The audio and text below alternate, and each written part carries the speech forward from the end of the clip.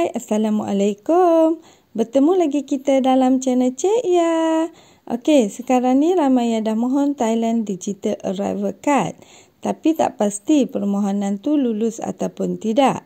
So, untuk video kali ini, Cik Ya akan tunjukkan cara mudah untuk semak status Thailand Digital Arrival Card.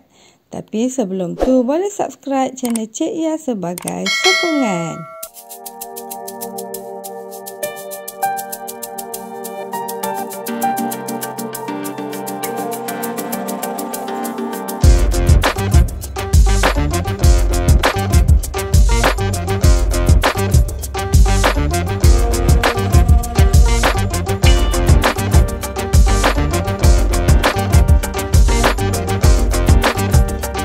Okey, untuk semak status permohonan Thailand Digital Arrival Card TDAC ni, mula-mula kita buka dulu Gmail ataupun email yang kita guna semasa kita isi borang TDAC dahulu.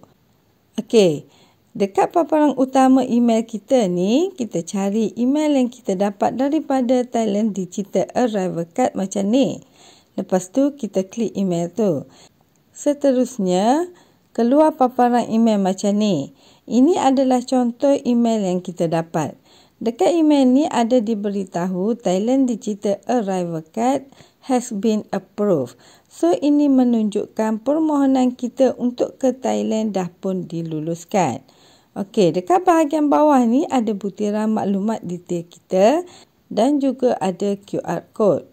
So, QR code ni penting ya, nanti kita akan guna untuk kita tunjukkan kepada immigration semasa kita tiba di Thailand nanti. So, kita perlu simpan email ni sama ada secara digital ataupun kita cetak sebagai persediaan kita untuk ke Thailand nanti. Setakat ini sahaja perkongsian Cik Ya kali ini. Jumpa lagi next video. Bye!